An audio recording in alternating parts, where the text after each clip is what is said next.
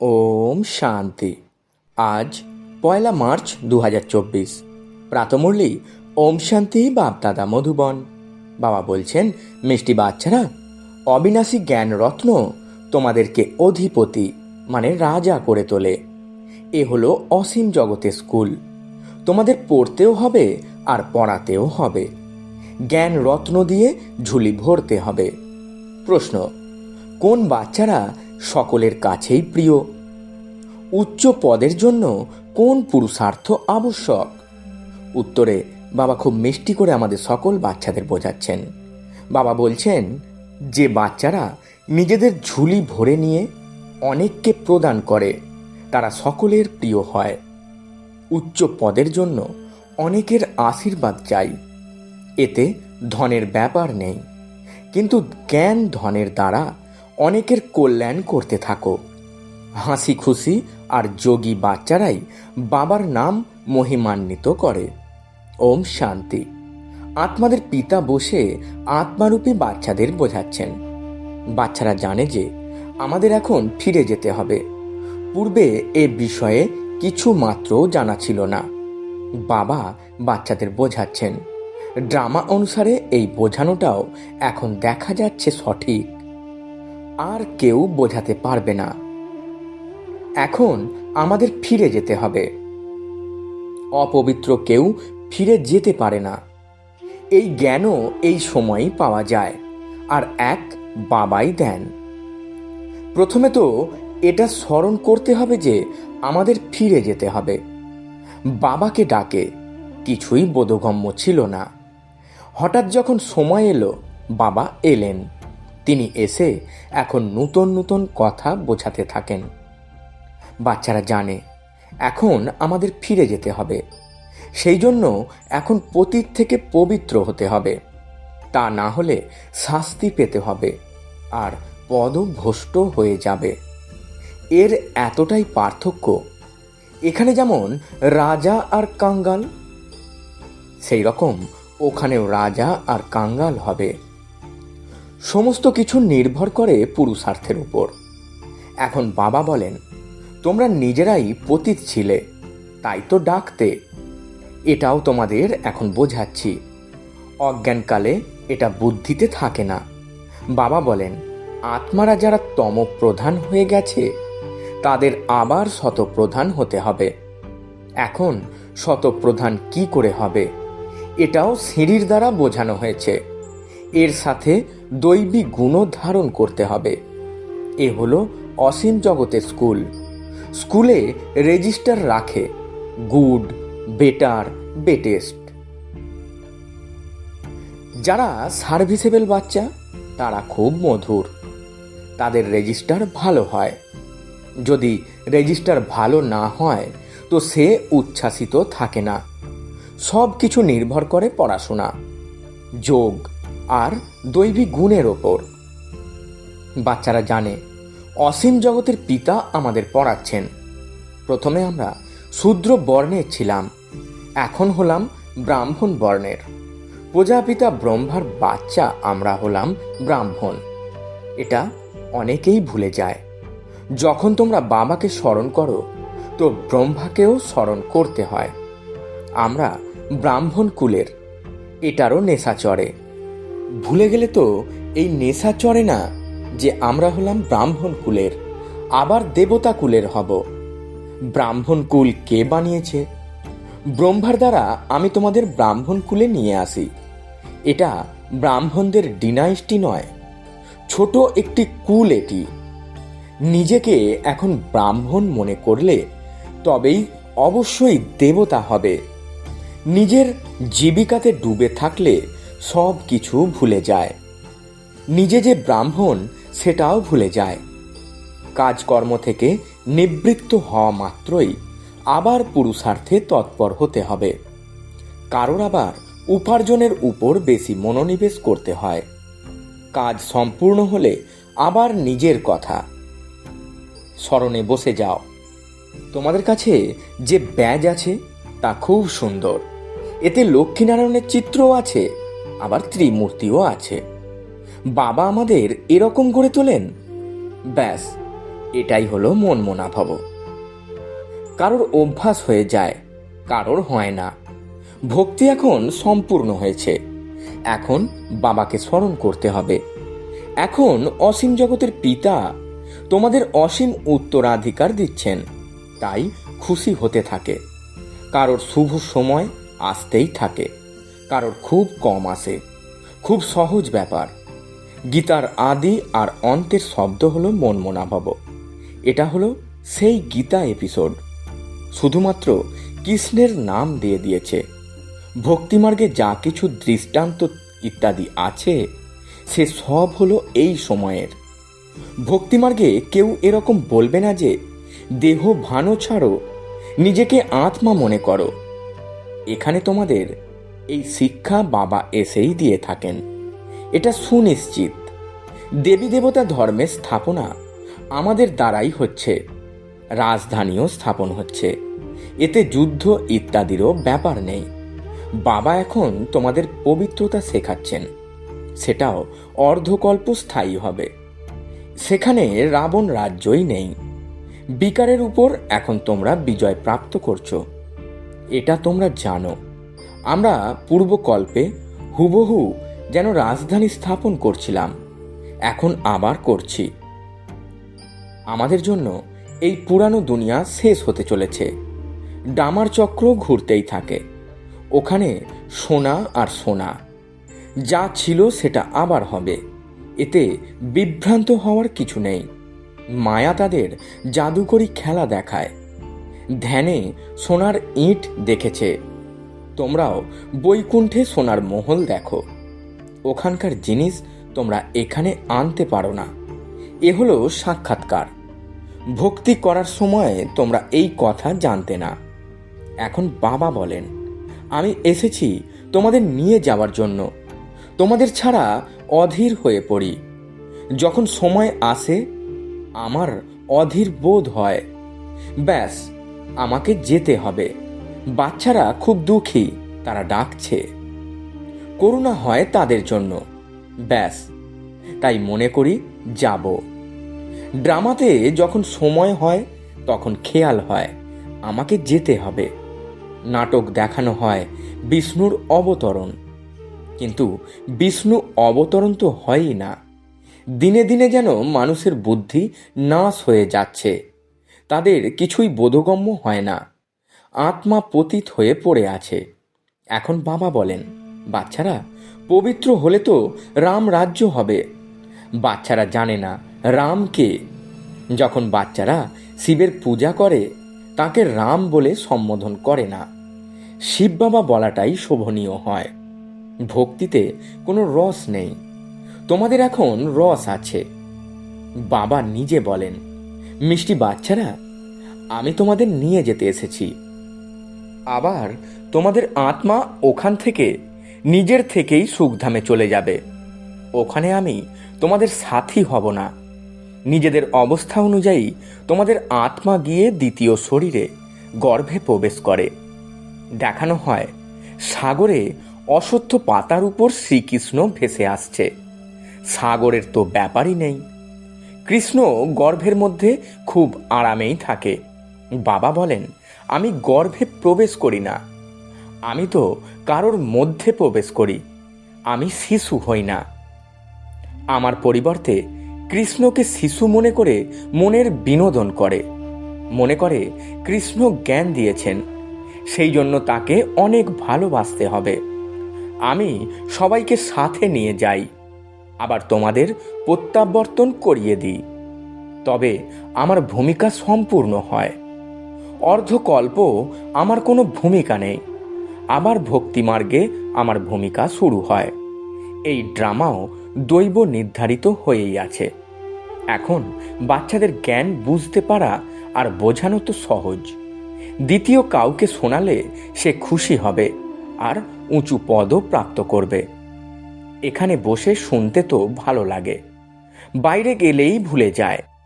যেরকম jail bird হয়, কোনো না কোনো অপকর্ম করে জেলে যেতে থাকে, তোমাদেরও ওই রকম অবস্থা হয়। গর্ভে থাকাকালীন প্রতিজ্ঞা করো, তারপর ভূমিষ্ঠ হওয়া মাত্রই যেমনকার তেমনই রয়ে যাও, এই সব কথা বানিয়েছে যাতে মানুষ পাপ কর্ম না করে। আত্মা তার সংস্কার সাথে নিয়ে যায়, সেই জন্য কেউ ছোটবেলাতেই পণ্ডিত হয়ে ওঠে। লোকেরা মনে করে আত্মা নির্লেপ, কিন্তু আত্মা নির্লেপ নয়। ভালো বা খারাপ সংস্কার আত্মাই নিয়ে যায়, তবে তো কর্মের ভোগ হয়। এখন তোমরা পবিত্র সংস্কার নিয়ে যাচ্ছ। তোমরা পড়াশোনা করে আবার পদ প্রাপ্ত করো। বাবা তো সমস্ত আত্মাদের ঝাঁকে ঝাঁকে ফিরিয়ে নিয়ে যান, বাকি কিছু থেকে যায়, তারা পরিশেষে আসতে থাকে। থাকবে তারাই যাদের একেবারে শেষে আসতে হবে। মালা তৈরি হয়, তাই না? নম্বর অনুযায়ী তৈরি হতেই থাকে। বাকি যারা পরে তৈরি হবে তারা স্বর্গেও পরেই আসবে। বাবা কত ভালোভাবে বোঝান, কারোর ধারণা হয়, কারোর হয় না। অবস্থা ওই রকম তো পদও ওই রকমই পাওয়া যায়। বাবা বলছেন, বাচ্চারা তোমাদের করুণাময় কল্যাণকারী হতে হবে। ড্রামাই সেরকম তৈরি হয়ে আছে, কাউকে দোষ দিতে পারো না। পূর্বকল্পে যতটা পড়াশোনা করেছিলে অতটাই এখন হবে, বেশি হবে না। যতই পুরুষার্থ করো না কেন, কোনো পার্থক্য হবে না। পার্থক্য তখনই হবে যখন এই জ্ঞান কাউকে শোনাবে। এটা হবে নম্বর অনুযায়ী, কোথায় রাজা কোথায় কাঙ্গাল। এই অবিনাশী জ্ঞানরত্ন রাজায় পরিণত করে। যদি পুরুষার্থ না করো তো কাঙ্গাল হয়ে যাবে। এ হলো অসীম জগতের স্কুল। এতে ফার্স্ট, সেকেন্ড, থার্ড আছে। ভক্তিতে পড়াশোনার ব্যাপার নেই, সেখানে আছে পার হয়ে যাওয়ার ব্যাপার। দেখানোর ব্যাপারটা খুব আছে। কাঁসর ঘণ্টা বাজায়, স্তুতি করে। এখানে তো শান্তভাবে থাকতে হয়, ভজন ইত্যাদি কিছুই নেই। তোমরা অর্ধকল্প ভক্তি করেছ, ভক্তিতে কত শো করানো হয়। সবেরই নিজের নিজের ভূমিকা রয়েছে। কারোর পতন হয়, কারোর উত্থান হয়, কারোর ভাগ্য বেশ ভালো, কারোর কম। পরিচালনা তো বাবা এক রস করান, মানে একইভাবে করান। পড়াশোনা এক রস তো টিচারও এক রস। বাকি সবাই হলো মাস্টার্স। কোনো বিখ্যাত মানুষ যদি বলে সময় নেই, তাহলে বলো আপনার বাড়িতে গিয়ে তবে পড়াবো। কারণ তার নিজের অহংকার থাকে। এভাবে একজনকে হাত করলে আর একজনের উপর সেই প্রভাব পড়ে। যদি সে কাউকে বলেও এই জ্ঞান সুন্দর, তবে বলবে এরও ব্রহ্মাকুমারীর সঙ্গ লেগেছে, সেই জন্য শুধুমাত্র ভালো বলে দেয়। বাচ্চাদের মধ্যে যোগের পাওয়ার ভালো রকমের হওয়া দরকার। জ্ঞান তলোয়ারের যোগের ধার চাই। হাসি খুশি আর যোগী হলে নাম উজ্জ্বল হবে। সেটা তো নম্বর অনুযায়ী হবে, রাজধানী হবে। বাবা বলেন, ধারণা তো খুব সহজ। বাবাকে যত স্মরণ করবে তত তার প্রতি ভালোবাসা থাকবে, আকর্ষণ থাকবে। সূচ যদি পরিচ্ছন্ন থাকে তবেই চুম্বক তার নিজের দিকে আকর্ষণ করে, জং থাকলে আকর্ষণ করে না। এটাও সেরকম। তোমরা যদি পরিষ্কার হয়ে যাও তো প্রথম নম্বরে চলে যাও। বাবার স্মরণে জং বের হয়ে যায়। কথিত আছে, বলিহারি গুরু তোমার। সেই জন্য গুরু ব্রহ্মা, গুরু বিষ্ণু। সেই বিবাহের অনুষ্ঠান করানোর গুরু হলো মানুষ। তোমরা বিবাহ শিবের সাথে করেছ নাকি ব্রহ্মার সাথে? দালালের চিত্রের প্রয়োজন নেই। বিবাহের পাকা কথা হয়ে গেছে, তাহলে একে অপরকে স্মরণ করতে থাকলে এরও দালালি পাওয়া যায়। সম্বন্ধ জুড়ে দেওয়ার পারিশ্রমিকও তো পাওয়া যায়, তাই না? অন্যদিকে আমি যেমন এনার মধ্যে প্রবেশ করি, লোন নিই, তখন তিনিও তো চেষ্টা করেন। তাই বাচ্চাদেরও বোঝানো হয় যে যত তোমরা অনেকের কল্যাণ করবে তার প্রতিদানও অবশ্যই পাবে। এ হলো জ্ঞানের কথা। অপরকে জ্ঞান দিতে থাকলে আশীর্বাদ প্রাপ্ত হয়ে যায়। টাকা পয়সার প্রয়োজন নেই। মাম্মার কাছে ধন ছিল না, কিন্তু অনেকের কল্যাণ করেছিলেন। ড্রামাতে প্রত্যেকের ভূমিকা আছে। কোনো বিত্তশালী ব্যক্তি ধন দেয়, মিউজিয়াম বানায়, এতে অনেকের আশীর্বাদ পেয়ে যায়, ভালো বিত্তশালীর পদ পেয়ে যায়। বিত্তশালী যারা, তাদের কাছে অনেক দাস দাসী থাকে। প্রজাদের মধ্যে বিত্তশালীদের কাছে অনেক ধন থাকে, আবার ওদের থেকে লোন নেয়। বিত্তশালী হওয়াও ভালো, সেও গরিবই বিত্তশালী হয়। বাকি বিত্তশালীদের সেই সাহস কোথায়? এই ব্রহ্মা নিমেষে সব কিছু দিয়ে দিয়েছেন। বলেন, যার হাত যেমন, শিব বাবাই তো দিয়েছেন, এ হাত তার। বাবা প্রবেশ করলেন তো সব কিছু ছাড়িয়ে দিলেন। করাচিতে তোমরা কিভাবে ছিলে? বড় বড় অট্টালিকা, মোটর গাড়ি, বাস ইত্যাদি সব কিছু ছিল। এখন বাবা বলেন, আত্ম অভিমানী হও। কতটা নেশা চড়ে যাওয়া চাই। ভগবান আমাদের পড়াচ্ছেন। বাবা তোমাদের অফুরন্ত ধন সম্পদ দিচ্ছেন, তোমরা ধারণা করতে পারো না। নেওয়ার দম নেই, শ্রীমতে চলো না। বাবা বলেন, বাচ্চারা নিজেদের ঝুলি ভরে নাও। লোকেরা শঙ্করের সামনে গিয়ে বলে, ঝুলি ভরে দাও। বাবা এখানে অনেকের ঝুলি ভরে দেন, বাইরে গেলে ঝুলি খালি হয়ে যায়। বাবা বলেন, তোমাদের আমি অগাধ সম্পদ দিই, জ্ঞান রত্নের দ্বারা ঝুলি ভরে ভরে দিই, তবুও নম্বর অনুযায়ী হয়। যারা যেমন নিজের ঝুলি ভরতে পারে, তারা আবার দানও করে, সকলের কাছে প্রিয়ও হয়। না থাকলে দেবে কি? তোমাদের 84 চক্র ভালোভাবে বুঝতে আর বোঝাতে হবে। বাকি পরিশ্রম হলো যোগের। এখন তোমরা যুদ্ধের ময়দানে রয়েছ। মায়ার উপরে বিজয় প্রাপ্ত করার জন্য লড়াই করো। পাস না করলে চন্দ্রবংশীতে চলে যাবে, এটা বোঝার ব্যাপার। বাচ্চাদের খুব খুশি হওয়া চাই। বাবা আপনি কত ধন সম্পদ দিচ্ছেন। উঠতে বসতে সারাদিন এটা বুদ্ধিতে থাকলে তবে ধারণা হতে পারে। মুখ্য হলো যোগ। যোগের দ্বারাই তোমরা বিশ্বকে পবিত্র করো। জ্ঞান অনুযায়ী তোমরা রাজত্ব করো। এই টাকা পয়সা ইত্যাদি তো ধূলিসাৎ হয়ে যায়। বাকি এই অবিনাশী উপার্জন তো সব সাথে যাবে। যে সেন্সিবল হবে সে বলবে, বাবার থেকে সম্পূর্ণ উত্তরাধিকার নেব। ভাগ্যে না থাকলে পাই পয়সার পদ পাবে। আচ্ছা, মিষ্টি মিষ্টি হারানিধি বাচ্চাদের প্রতি মাতা পিতা বাপদাদার স্মরণে স্নেহ সুমন আর সুপ্রভাত। আত্মাদের পিতা তার আত্মারূপী বাচ্চাদেরকে জানাচ্ছেন নমস্কার।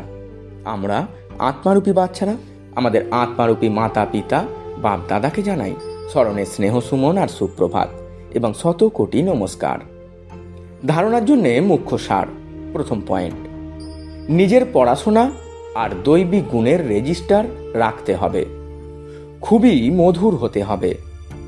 আমরা হলাম ব্রহ্মা মুখ বংশাবলী ব্রাহ্মণ, এই নেশাতে থাকতে হবে।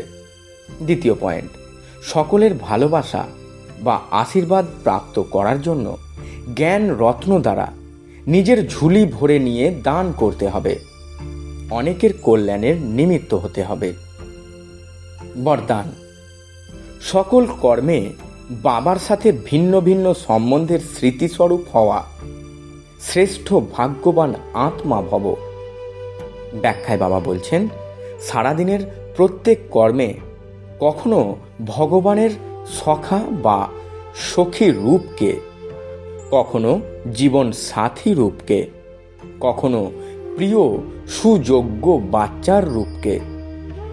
মন উদাস হলে বাবার সর্বশক্তিমানের স্বরূপের দ্বারা মাস্টার সর্বশক্তিমানের স্মৃতি স্বরূপকে ইমার্জ করো।